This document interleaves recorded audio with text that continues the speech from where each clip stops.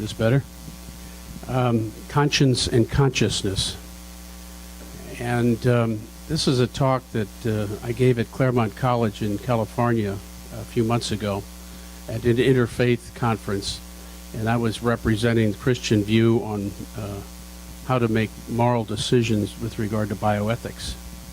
And it relates to how Christianity deals with making moral decisions. And there is we're going to have copies of these slides at the end. If you want to have a copy, you can get it. And we're also preparing a class that's going to start on January 15th, a graduate course at the University of St. Thomas. And I think you were handed out the syllabus last time, but we have some extras here. And it turns out that that's going to be on faith and science, and it's got a lot of very different and interesting topics, but in principle it's going to be covering 4 themes: physics to metaphysics, chemistry to life, biology to consciousness, and psychology to mysticism. And we have the 2 people teaching it. One is Don Frolick, who's has got his doctorate in biology, and then I'll be teaching it. I've got my doctorate in physical chemistry, so and also in theology. So we're going to have 2 guest speakers. One is going to be Reverend John Graham, who's got his MD degree and his doctorate in ministry degree, and he's going to talk on medicine and healing. And then we've got Ken Pargament, who's internationally known, and he's going to be talking on psychology, psychotherapy, and spirituality. And so it's a master's course for the degree of Master in Faith and Culture at the University of St. Thomas. It'll be on the main campus. But you can audit the course. It's a 3-hour course, and you can audit the course for $150, which is for 13 classes, about 3 hours each. Now, obviously, $150 is a lot of money, but when you look at 13 classes, 3 hours each, if you try to buy a DVD of just one of those classes, you'll spend $50 to $100 easy. So I think it's going to be very worthwhile if you're interested in doing that. And I think you were sent the instructions on where to sign up, basically. But this particular talk is one of the classes, and is a sample of the class, actually, because it's actually class number 6 on conscience and consciousness. So that's why we're in that theme of biology to consciousness. That's one of the 4 themes. And this is a particular drawing by Salvador Dali in 1952, which I thought was rather interesting. I like Salvador Dali. He was reaching to try to capture the biology of consciousness. This class is number 6, Conscience and Consciousness. And basically what the Catholic Church has done over the centuries is try to deal with how do we make moral decisions. And there are basically 3 ways to do it. One is subjective, the other legalistic, and the final principled. Now, the Catholic Church has dabbled in each one of these. And the first one and the second one they have found don't work. And I'll explain why. This talk is going to focus on the last one, principled, which is faith and reason. And just very briefly, subjective is how do I feel about what I'm doing? Is it right or wrong? And is it raining today versus tomorrow? And in its extreme form, this can lead to moral relativism. In other words, it just depends on how I feel. Well, that's not a very good way of making moral judgment. It can be, you've heard people say I'm spiritual and not religious. In its extreme form, this can kind of reflect that comment, where it's just how I feel about what I do, not someone else necessarily, in its extreme form. The legalistic approach is something that the Catholic Church tried to do in the Middle Ages when people couldn't read or write, and the local priest was being approached with problems, and he would be asked, well, what should I do if my wife is dying, and this and all these different questions. And the church wanted to be sure everybody got the same answer to the same problem, and so they decided to write all the problems down that could possibly happen in a big book. Okay, well, it's an infinite number of variations, and it's not done anymore. It was done back then because people couldn't read and write, and it was an attempt that really didn't work too well. It's called, the books were called the penitential books. So the church for centuries now has worked from the basis of principled approach, which is both faith and reason. And faith and reason cannot contradict each other in the Catholic teaching. If they do contradict each other, that either one or the other or both are wrong. And that's a very solid basis for making some decisions. Now, what are some of the principles that are followed in making these decisions? Well, one thing that is important to know is that we're talking about non-dualism. The new word now out is holism, which is, I always thought it was rather an interesting word. It means taking into account the whole person. And basically, non-dualism says that the physical body, reason, and science has to be consistent with the spiritual soul, faith, and theology, and that they were made for each other. So they're not separate. They are your soul and your body, or were made for each other, and they're interstitial. Now, that's the philosophy that we're following here. And the first thing that the early Catholic Church did was to turn to the Greeks for an underpinning of their theology with Greek philosophy. So they would go to Plato and the early Greek philosophers. And the Greeks had a word called synodesis. And synodesis has two meanings. It means consciousness, which is the external self-awareness. In other words, you're aware that you're in this world, and that there are cars going by, and you're aware of your presence in the world, and you're aware of those cars as objective things that are going by. And it also had the meaning of conscience, which is the internal moral guide. Now, fortunately, English has two different words for these concepts. Believe it or not, the Greeks are not alone. The modern Romance languages, like French, have only one word for both of these. So I'm pleased that as in English we have two words, because they're two different concepts, so we're going to get into that. In terms of consciousness, we can have true or erroneous consciousness. In other words, we can see a car go by and know that truly a car went by. Or erroneous, saying, well, a car went by and it didn't go by. So it's how do you interpret the external world? Conscience can be either sincere or insincere. So you really sincerely want to do the right thing. That's a sincere conscience, and you're following that moral guide that's from within, and we'll get into that more. But you could have an insincere conscience. Basically, I don't care whether it's right or wrong. I feel good doing this. So obviously the ideal combination is true and sincere. True consciousness and sincere conscience. Now, since the presentation is on the subject of conscience and consciousness, I wanted to kind of start with these definitions. Now, the key in Catholic teaching is what is called the informed conscience. And the operative word is informed. And I'll explain that. The informed conscience is made up of three things that are critical, that have to be present. You have to have a biological functioning brain.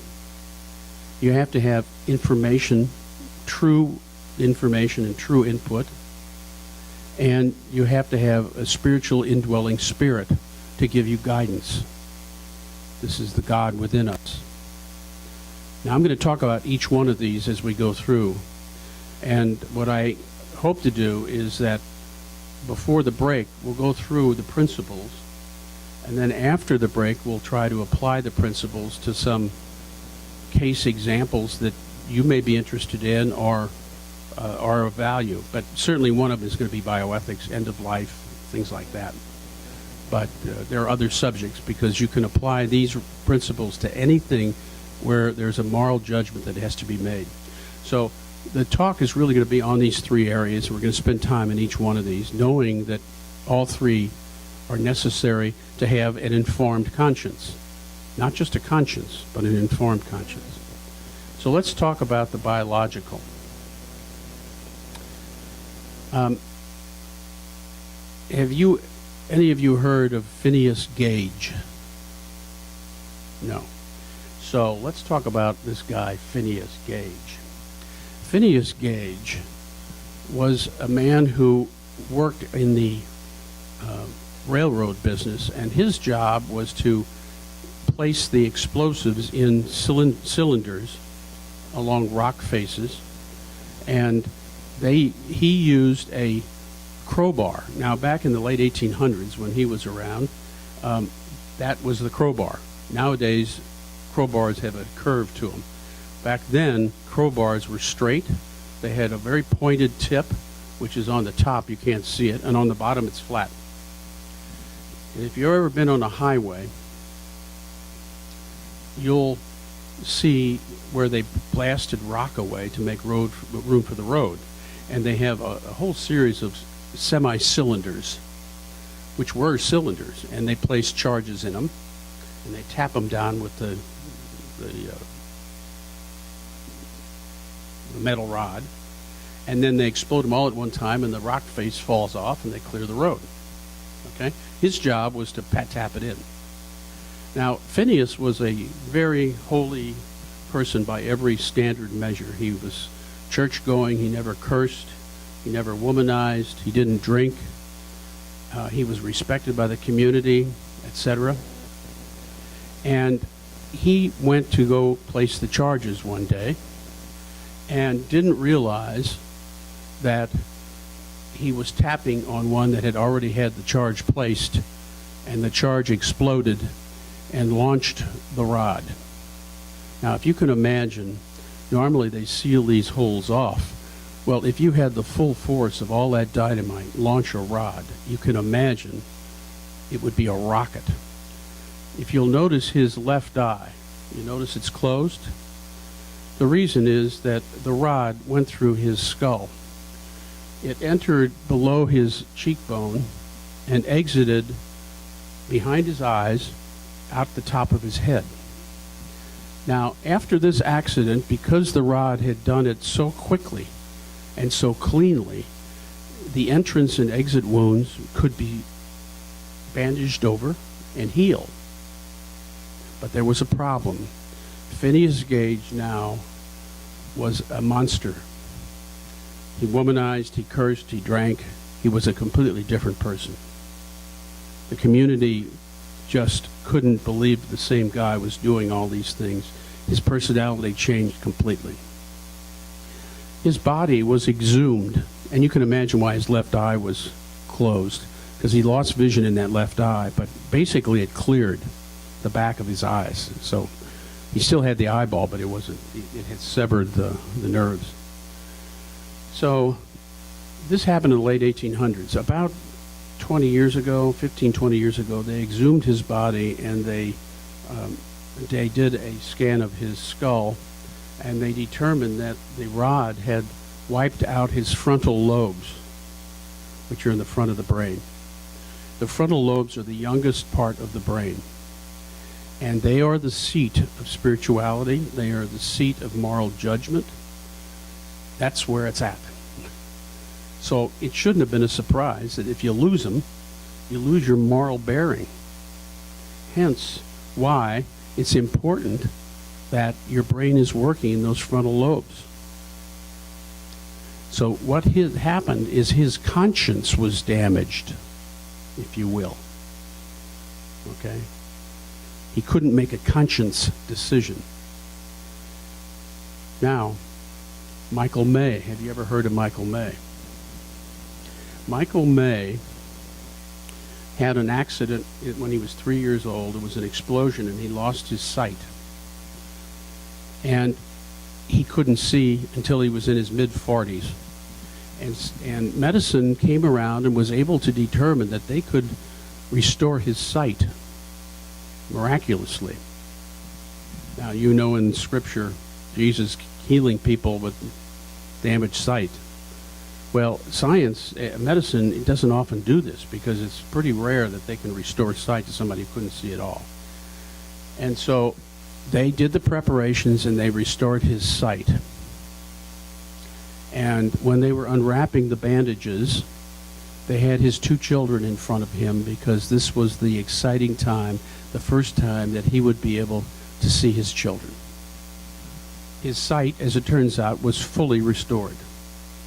They took the bandages off, and instead of a joyous look on his face, he was completely befuddled, confused.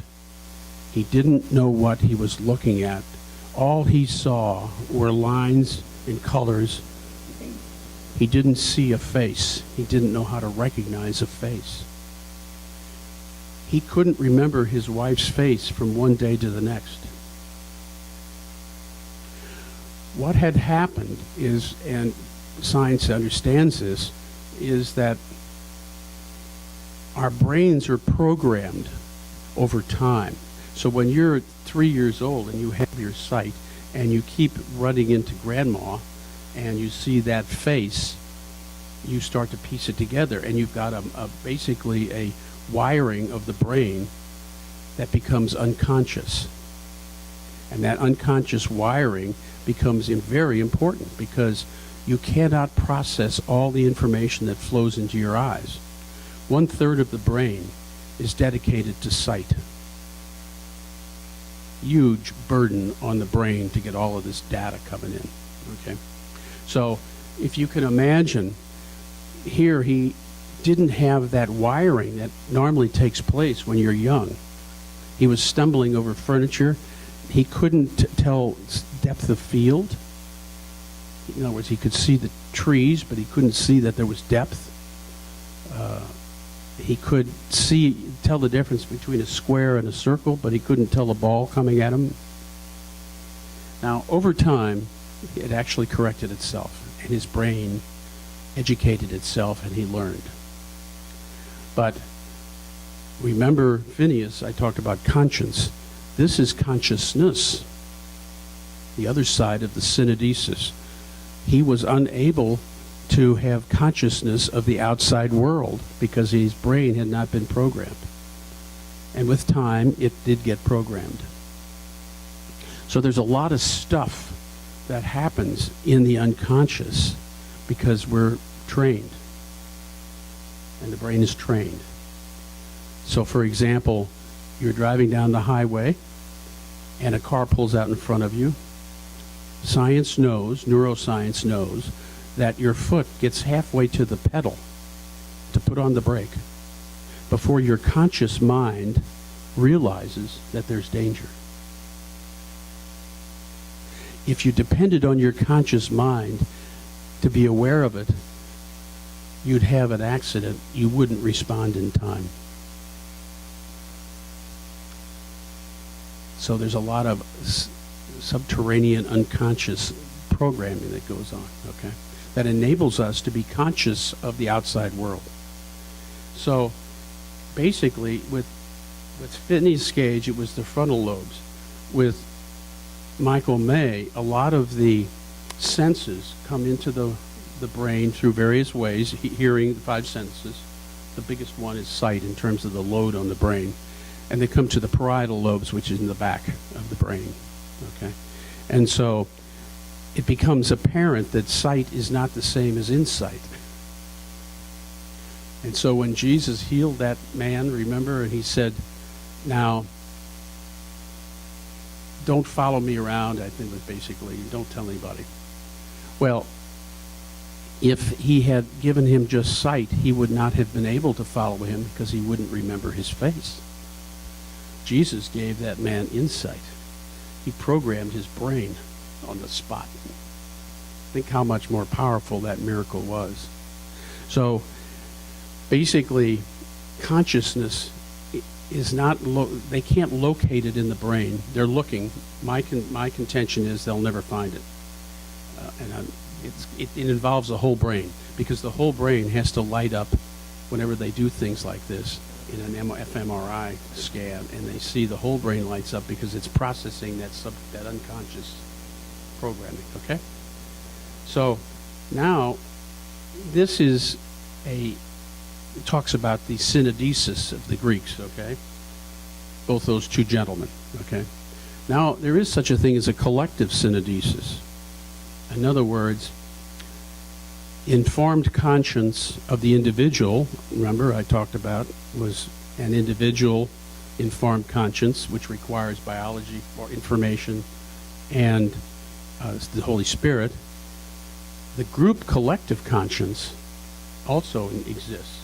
The collective informed conscience and the collective informed consciousness. So collective consciousness would be like medicine or science. So if in general scientists believe that the Big Bang really happened, that's a collective understanding, a collective consciousness. So if you want to go and say, well, the Big Bang didn't happen, and I've got a couple people in my parish that believe that, that's okay.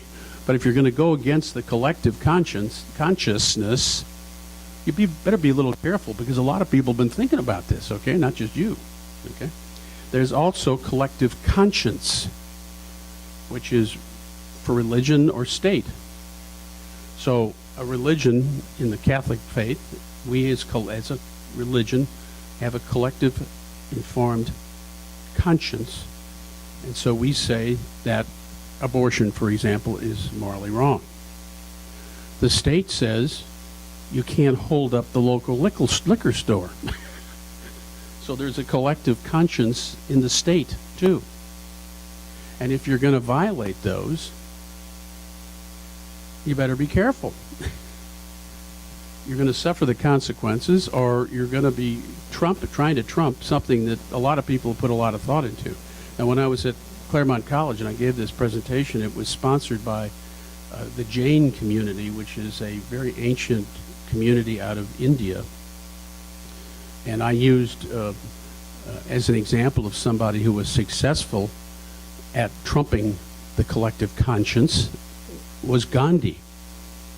He basically said the state is wrong, they're morally wrong, and I'm going to have a peaceful demonstration, and he won. So there have been examples of people who have trumped it. And of course, the follower of Gandhi was Martin Luther King. He did the same thing. He basically said the state is morally wrong. The collective conscience is wrong. So that's basically the biological side. Now let's talk about the informational side. Remember the three we were talking about? We got to have true information, and we've got to base it on some sort of principle, okay? And of course, in the Catholic teaching, it's the principle of Jesus. It's basically Jesus' teaching, and that is, if you recall, when he was asked about the Ten Commandments, he said, well, there's mainly two: love God, love your neighbor, or which they can be combined really into one, and that is love as I have loved you. Okay.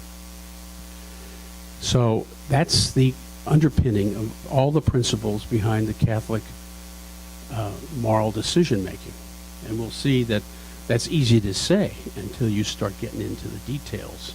And you say, well, how do I carry this out? You know, it doesn't always look obvious, okay? So we're going to go to use that as the underpinning. And then the other thing that we're going to use are religious teachings, basically faith, which is do good, and reason, and that's respect life. We're not going to not respect somebody else's life, because that, by our own reasoning, we can figure that doesn't make much sense. We could be in that position too. It could be a selfish reason. And so both faith and reason are important. And then, of course, we look to moral authority. Who's got the moral authority to carry these out? Well, in the Catholic tradition, there's church law. The Catholic Church has canon law, basically, but it's the church teaching, okay? And then there's the natural law, reason. Now, by the natural law, we recognize that there are natural laws that govern the universe. So we don't climb a cliff without a safety rope. We don't shoot at targets if there's a person out there, okay? So there's some physical things that take place in the natural law that to violate would be wrong. So we have to follow both of these moral authorities. Now, those are the underpinnings. Now let's get to the prioritized principles. Okay? Prioritized principles. I call them prioritized principles because the first principle that I'm going to talk about trumps the second. The second trumps the third trumps the fourth. Okay? So, the first is ordinary human dignity. It's respect life. Ordinary human dignity. You have to give that to people. Okay? Now, the second is you don't intentionally kill. Okay? Now, you may be respecting somebody, trying to save their life through surgery, and they die. So you didn't intentionally kill them, but you were trying in the first case to give them human dignity. Okay, so you can't intentionally kill somebody. The next is you honor the other person's wishes. In other words, you can't violate their free will. I'm talking about as an individual. Now, group, informed conscience, like the state, can certainly try to stop somebody from killing somebody. Okay? But that's not this particular one. This particular one is honor others' wishes. And then the final is minimize others' suffering. Now, we try to minimize suffering, but suffering's part of life. Now, I'm going to get into this afternoon a little bit of an application of these in bioethics, but let me give you a personal experience in bioethics, so I'm going to get ahead of myself a little bit. I have to do this.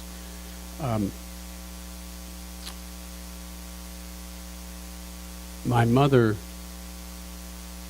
I had a discussion with my mother ahead of time, and I said, now what happens if you fall and you then have to have a catheter, which causes an infection, and then you have to have antibiotics? And my mother was paralyzed on one side, and I said, would you want us to give you the antibiotics? And she said, no. She doesn't have to take them. And those are her wishes. I can't force it on her.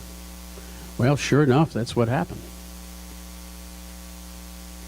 And the nurse took it upon herself to override the family's wishes in the do not resuscitate order.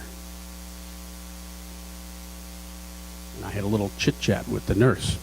And I said, why did you do this? And she said, we loved your mother. I said, well, we loved her too, and we don't want to violate her wishes. Why are you choosing to take this upon yourself?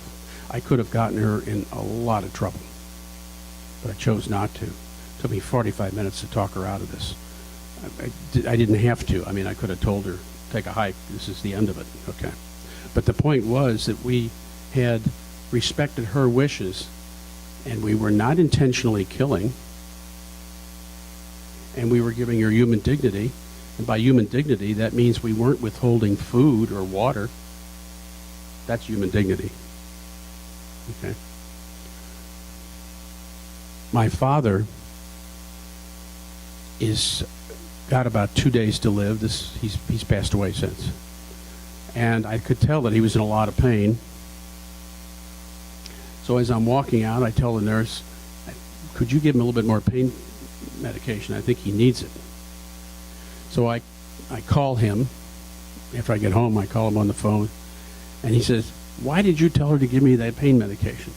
Well, he could have told her not to give it to him, but apparently she went in and did it.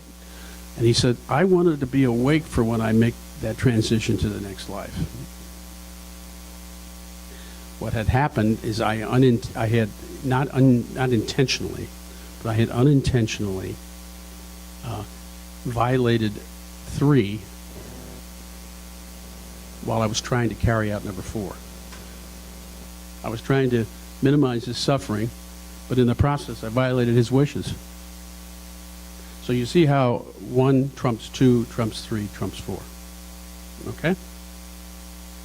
Now, here's where this is so interesting. When I gave this talk out at Claremont College, I had Buddhists, a Jewish rabbi, Jains, which are this atheistic minority out of India, beautiful people, nonviolent, whole bunch of different religions. And I was basically explaining to them that even though it's not known where this all comes from, in the hospitals, all faiths use the Christian, the Catholic principles, though they don't know where they came from, because they're so logical and principled. Jainism, as ancient as that is, doesn't have any bioethical guidelines. Ancient beliefs. And yet in the hospitals, they use Catholic approaches. And you'll see why they do. Because it's very respectful of the individual, and it doesn't choose one religion over another, but they just don't tell the patient that, by the way, we're using Catholic approach. Okay? So basically, in applying these principles, in the Middle Ages, they would have written the penitential books, and you would have been driven crazy. The problem in applying these principles is every situation is complex. Every action we take has usually more than one effect. It's especially true in the field of medicine. And we'll do, after the break, we'll talk about examples that we can get into. And so the Catholic Church came up with what's called the double effect principle, which is actually multiple effect principle. Not just 2 effects, you might have 3 or 4. And how do you weigh one over another? How do you make a moral decision? Now, this actually started with Augustine in the 4th century. So we've been working at this for a while, okay? It's not like we just dreamt this up last Friday, okay? So Augustine in the 4th century started this. Aquinas, 14th century, it went on and on, okay? And it's always been refined, okay? So the double effect principles are as follows. The act or omission can't be evil in and of itself. So you can't say, I'm going to kill that person to do something, get something else out of it, okay? The act or omission can't be evil in of itself. And you notice it's not just act, it's also omission, because we can do something morally wrong out of omission, out of not doing something. The next is the intent must be good. So the intent in giving my mother, in stopping my mother's antibiotics was not to kill her. It was to, there's a difference between killing and letting die. Big difference. And so basically, our intent was to give her her wishes. If our intent had been to kill her, then we got a problem. The next is the good can't result from the bad.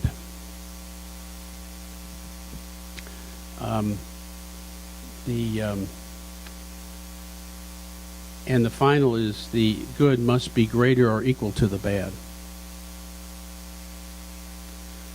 Now, actually, Augustine, St. Augustine, 4th century, applied this to a just war. The just war theory is based on these same principles. And the just war theory is taught in the military academies today. And it was started by Augustine, St. Augustine in the 4th century. Unbelievable. Okay. And the just war theory is if you're attacked, you can't counterattack and kill more people than were killed in the beginning. And you don't do it out of retribution. You do it so it doesn't happen again. So you're protecting yourself, basically. The challenge, the biggest challenge to Augustine's just war theory is that in his day and age, it was tribe against tribe. There were no nuclear weapons. So one of the big debates morally now is preemptive strike, because St. Augustine didn't anticipate preemptive strikes. So this gets into real shady areas, okay? Now, I said the informed conscience. Well, where do you get the information from? Where do you get the information from? You get it from many different sources. You don't just go to your local priest and get his information. You get it from a lot of different sources. You go to religious teachings, you go to sacred scripture, you go to natural laws, you go to civil laws, medical experts, scientific studies, spiritual advisors. This is not an all-inclusive list. The point here is that you don't throw out and disregard true information, regardless of where it comes from. Okay? Isn't this common sense? I mean, you know, you would think that you would, that's what you would do in solving a problem that you're dealing with every day. Now, when you make a decision, there is a risk. And that is, it's called, the old term really has been you rationalize. Well, I can do this because, you know, I feel it's... Science has actually done studies on rationalization. And the terms they use are confirmation bias. And what they have found is that we tend to give a preconceived conclusion already. And that we only call on the information that supports our preconceived conclusion. So it really means rationalization. It's automatic and unintentional. It's not deliberate deception. It's subconscious, and the unconscious, actually.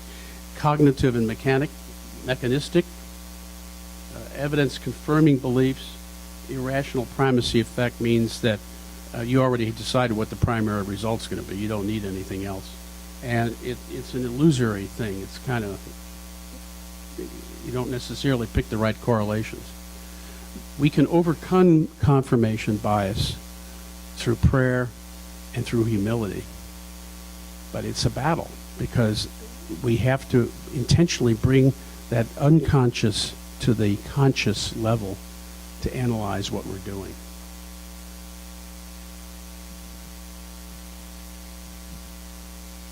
There's a lot buried in the unconscious. Driving down the highway, foot goes to the pedal before we're aware of it. So this is the challenge. And you got to do it in a sincere, conscious way. Remember that original slide?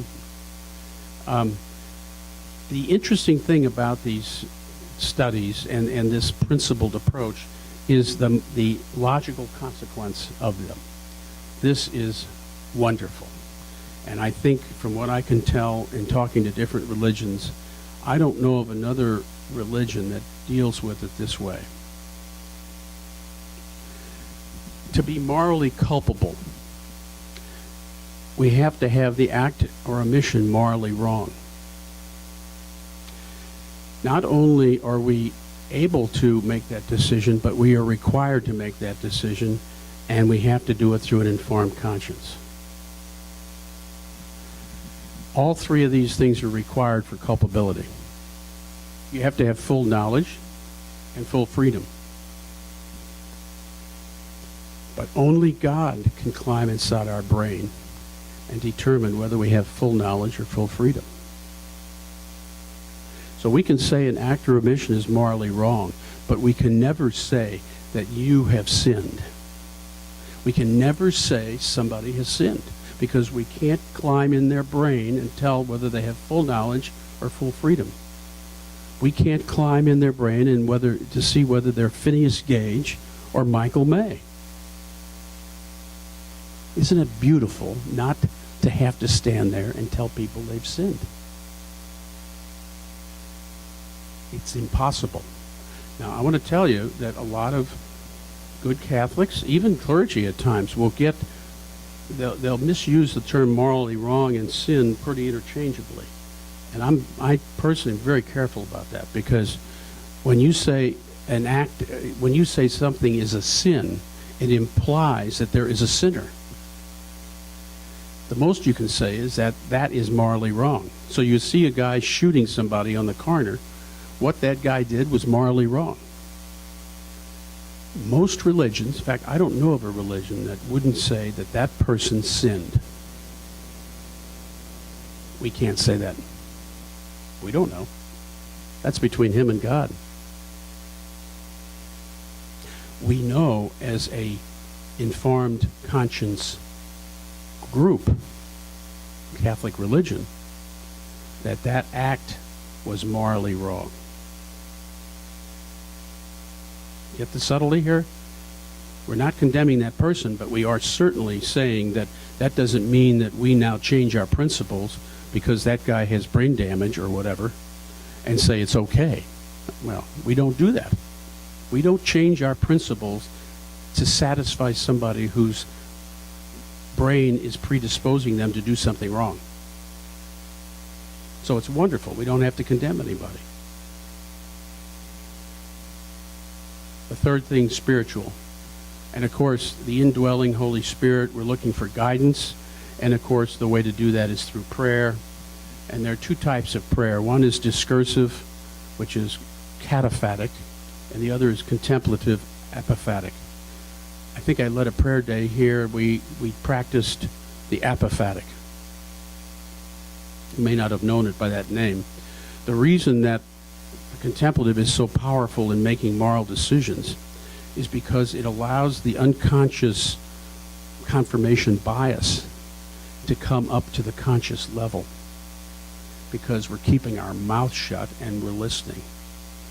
Discursive is more difficult in that regard, in the sense that you're speaking to God, and it's okay. I'm not suggesting we shouldn't speak to God, but there has to be a relationship there that enables that unconscious pre-programming to come to the surface so we can challenge ourselves in terms of confirmation bias. Now, why is prayer so important?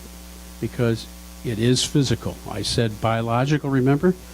If you practice the contemplative prayer, science has shown that the brain gets bigger in, guess where? The frontal lobes. Oh, Phineas. What a blessed soul. And there were people back then that condemned him and said he was a sinner. In this prayer practice, there are physical effects: brain growth, frontal lobes, lower blood pressure, less melancholy, less nervous, less suffering, less anger, less sleep required. These are all things that say that we're non-dual, we're interstitial, that prayer should have a physical effect. And, of course, spiritual effects, which are the gifts of the Holy Spirit in Scripture. The main one being wisdom, the main one being peace. That's usually the one people talk about. Now, we're getting close to a break, but I'm going to end this first session with something that only an engineer can think up, okay? Got to have a model. I mean, if you're an engineer, you can't talk without a model. And so let's practice what we just went through.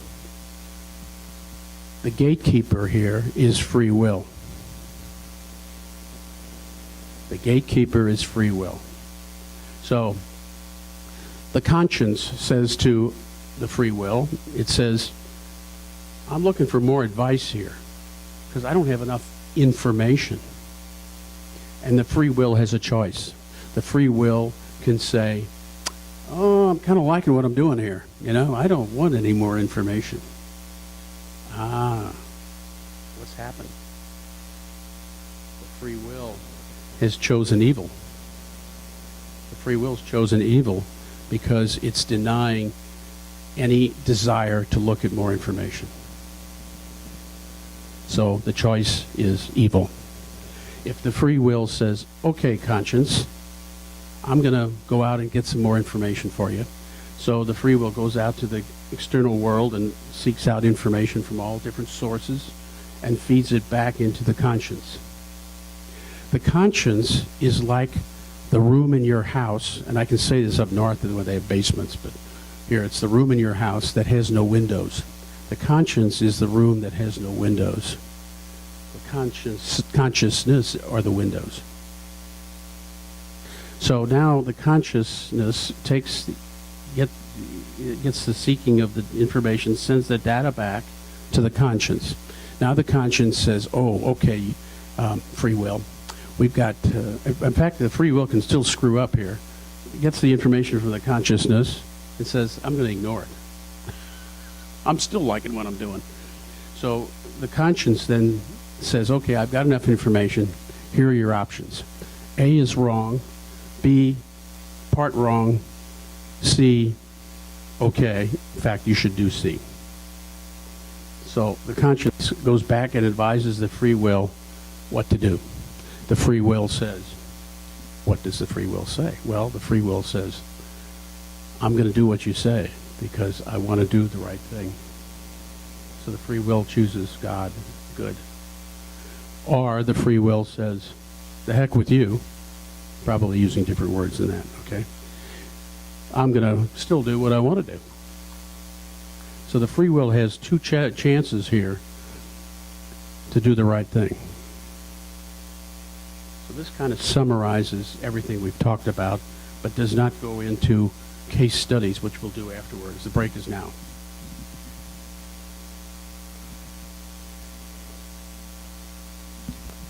Okay, you all, just a few announcements. First of all, hope you...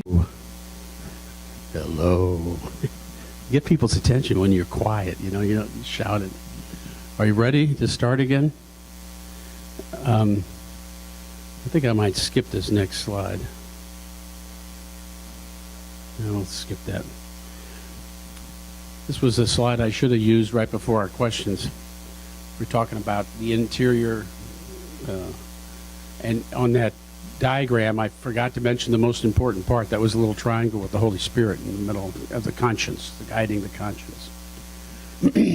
But this quote from Mark, I thought, kind of nailed what we were talking about. Everything that goes into a person from outside cannot defile, but what comes out of a person, that is what defiles. From within people, from their hearts, come evil thoughts. All these evils come from within, and they defile. Exactly consistent with what we were talking about. So we had our break, and here are the practical applications that I thought we could talk about. These are general categories. I think bioethics we should talk about one way or the other, and I'll talk a little bit about bioethics. And each one of these has several different items that we could talk about. So let's talk about bioethics and the prioritized principles, which we had covered before. And if you recall, ordinary human dignity, and don't intentionally kill, honor patient's wishes. Now we're into bioethics, so it's not just somebody else's wishes, it's the patient, and minimize patient's suffering.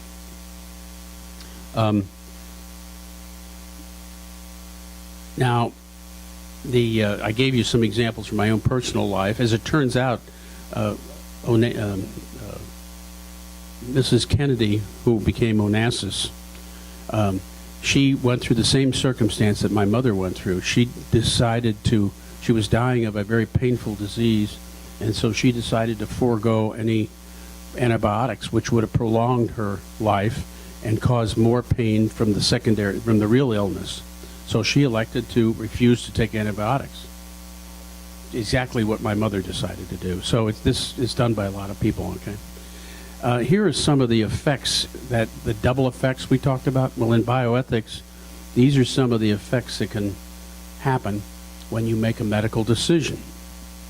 And these are some of the double or triple effects that should be taken into consideration when you're making the decision. What's the probability of success of a procedure? What's the potential for death? These are not mutually exclusive and not all inclusive. They're just some things to consider. What's the expected lifespan? I mean, are we talking about a 5-year-old child or an 85-year-old person? That's important. What's the life quality?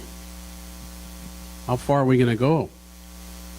I'll give you an example. I was in the waiting room of a hospital downtown, a medical center, and there was a family that was counseling together as to what they were supposed to do with their mother.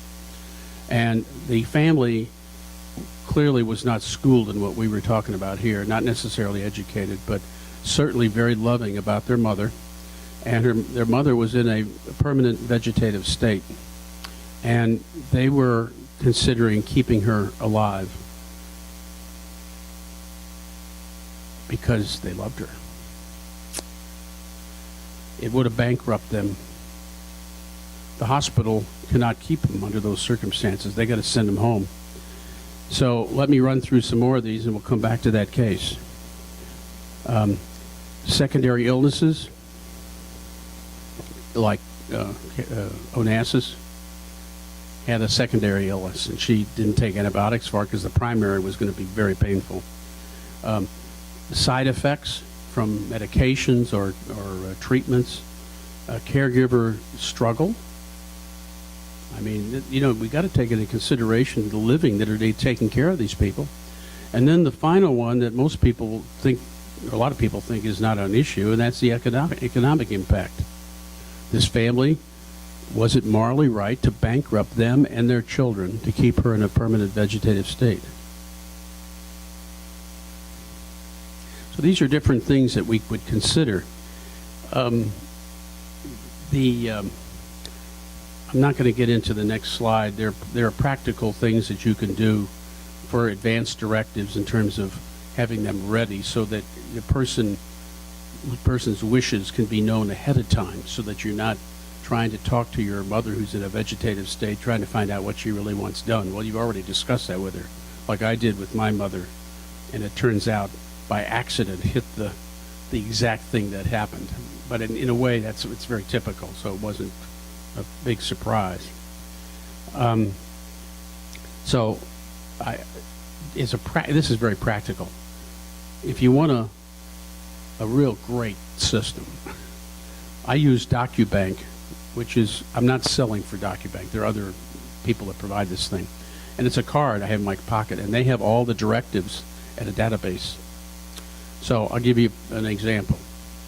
My wife suffers from multiple illnesses, and she right now has serious ovarian cancer and has had other illnesses. And so she had an operation, and we had a doctor's appointment the next day on a secondary illness. And I went to the nurse's station, and I said, I want the documents of the surgery so I can hand carry them to the doctor. Oh, we can't do that, sir. Oh, why can't you? You have to have an advocate at the hospital.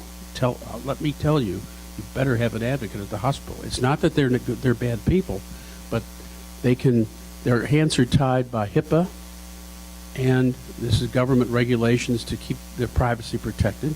And in a lot of cases, they use HIPAA as an excuse not to do anything.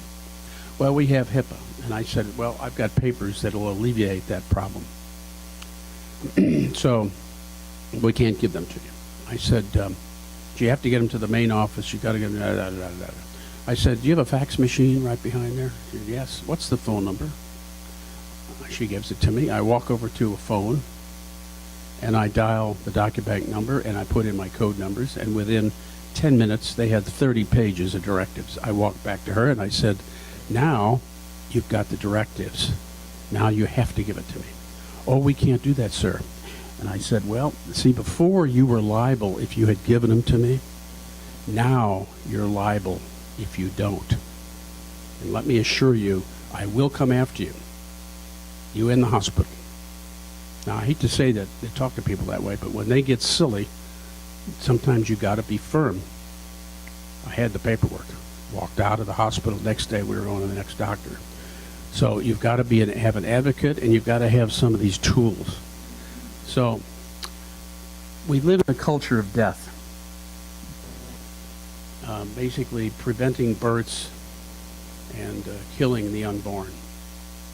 It's very much of a culture of death. And I give this presentation in a similar way, only actually it was on how to be a good citizen and applying these principles. I gave it at St. Philip's Presbyterian Church in the Galleria. Very educated church, very educated people. And afterwards, the questions came, and this one gentleman said, and you have to understand, see, they don't have this kind of principled approach. They don't talk about these things that much. And quite frankly, I'll be honest, they're good people, but they hire and fire the pastor. So if he doesn't tell them things that they want to hear, they get somebody else. So the result is quite often they don't talk about these things. And they told me that. They said, you're talking about things here we would never hear. And it wasn't because their pastor was a bad person, but they got the power of the purse. You don't fire the pastor here too easily. It's kind of a consistent teaching throughout the Catholic Church. So at any rate, he asks this question. He says, we are in a planet that has limited resources, and what are we going to do by this exploding population and limited resources? We've got to limit the population. You've heard that. Okay, let's apply the faith and reason approach that we just talked about to your question. Okay? It so happened that that day they had readings that are identical, that I knew what the readings were going to be in their liturgy, because I attended their liturgy afterwards. And what's kind of interesting and nice is the major religions, Catholicism, Presbyterian, Lutheran, all have the same readings. They've gotten together and they've negotiated the same readings every Sunday. So I knew what they were going to be because I had read them. I said, okay, the readings you're going to hear in about 2 hours is this particular reading. We're going to talk about your question from the point of view of faith and reason. Here's the reading.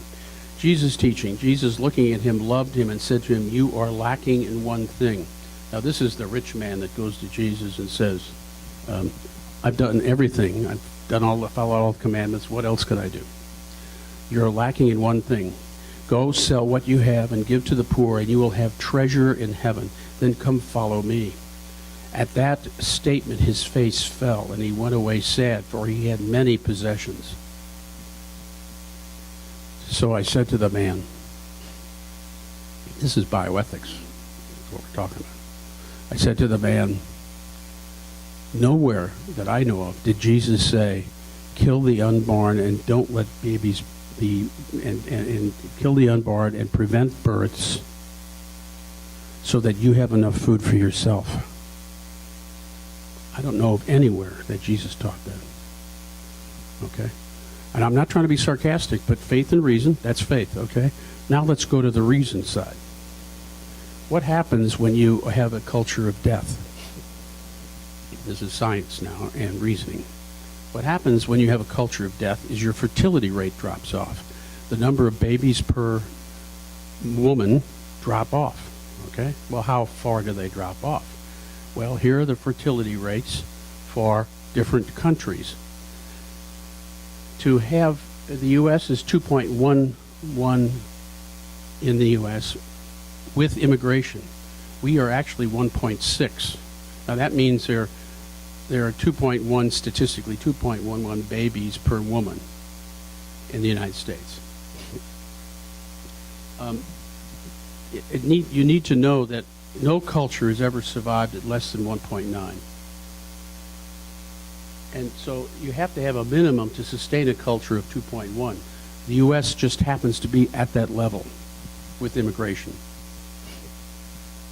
The reason is, if you stop to think about it, is there's a natural attrition of people that die before they reproduce. So you need more than just 2.0. In other words, if you've got a couple, a husband and wife, and they have 2 children, they both die at 2.0, you're keeping level. You need a little bit more because other people die. Okay? No culture survived at less than 1.9. France is at 1.8. The Islamic culture in France is at 8.1. England 1.6. Europe, 31 country average, 1.38. Greece, Germany 1.3. Italy, home of the Catholic Church, 1.2. Spain 1.1. What happens in a culture of death is that the culture itself dies out. So God has a way of, and nature and the laws of nature and the natural law, remember we talked about, has a way of self-regulating. So you can hear all the preaching you want from people who are in favor of birth control and killing babies in vitro and in the womb, but ultimately their ideas themselves die out because they're not around. They don't have offspring to teach it to. Okay? So, to answer your question, sir, faith says your question can't be answered the way you want it answered, and science says you're pursuing a dead end. See how we apply faith and reason? Okay, culture, here are some things we can talk about. I'm not going to talk about all of them, but before we go on to this, is there anybody that has a case study or something that they would like to talk about on bioethics and end of life? Because I talked about abortion because end of life includes abortion because for the baby, that's the end of life. We normally think of end of life being older people, you know, in their 80s or 90s. Okay. I gave you some examples on end of life. This family want to keep their mother alive. And the principles, I think, are pretty basic. You got to use some investigative work on the information that you get. But looking at cultural issues, one of the issues nowadays is homosexuality. Okay, how would the Catholic Church look at that? Well, the Catholic Church believes that homosexuality and being a homosexual is not morally wrong. The Catholic Church believes that having homosexual tendencies is not morally wrong. Acting on those tendencies is morally wrong. Okay? If you're married and you have a sexual attraction to somebody else's wife, if you're a man, well, that's kind of human, but to act on that would be morally wrong. So the Catholic Church believes that acting on those desires in the homosexual is morally wrong. Now, looking at an individual and saying, well, that person has sinned, we can't say that. Because we don't know what was in their head in terms of their freedom or their knowledge. Now, there has been research on whether there's a biological predisposition to homosexuality, and the results are mixed. Some research shows yes, some no. The truth is that I believe that there are those who freely choose it and don't have a indwelling DNA tendency toward it, and then there are others who do have an inbred DNA tendency to it. But the issue is that I can't tell how much is one or the other. Only God knows that. Now, this goes into marriage. The same thing is in marriage. Do you endorse same-sex marriage? Catholic Church believes not. The reason is that for a legitimate marriage, you have to have two things. You have to be open to life, of course, they can't procreate, and you have to love each other, which they would claim they do. But you're missing one of the main components. So what happens when, and you don't ever hear this talked about. I haven't heard it talked about because most people don't understand the Catholic position. The Catholics will then be condemned because they're being insensitive to the gays and not allowing them to marry with same sex, okay? Well, where some of these religions go off base is they get mixed up between pastoral care for that person who's a homosexual and loving that person and showing care for that person. And then they get mixed up and they say, well, we have to change our principles to accommodate that person. Oh? That person could claim that they have an informed conscience and they have justified their own actions. Whether they have really done that or not, only God knows. But the group informed conscience of the Catholic Church believes it's morally wrong.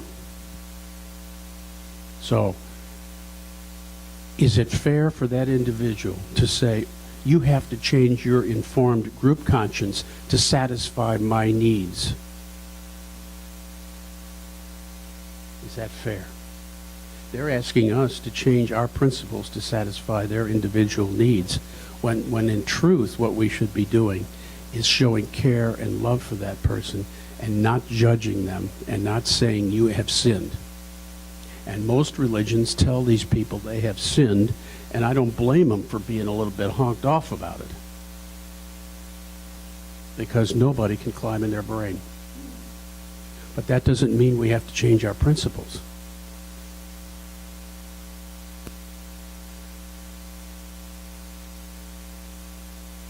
So we've talked about the first two subjects. Are there any questions about that? You wanted to?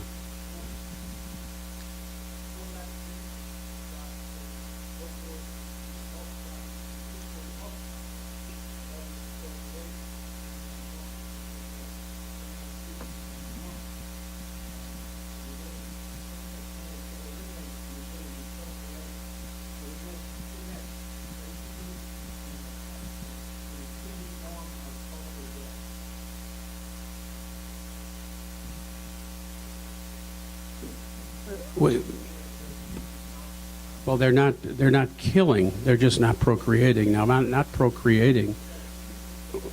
Well, let me answer your question. I understand what the question is. Let me answer it. Okay. Science has shown that, unlike this fertility issue where the concepts will die out, humanity has always had homosexuality, and so from a biological standpoint, science doesn't know why. They've studied it, and in fact, the biggest proponents for having science say that there's a tendency to be homosexual and they have no freedom are actually homosexual activists themselves, because it takes the burden off of them to be able to have the free will to resist it. Now, does that mean that the science isn't there? Science, I'll be honest with you, is mixed. There isn't good results on either side, but there have been research on either side. So to say that it's a culture of death, in a sense, it isn't, because you're going to always have those present. You're basically not killing anybody, but you're not open to life, and so that doesn't mean they have to get married to somebody and have a baby. So in that sense, it's not a culture of death, but it certainly is denying one of the two main elements, and that is procreation and love.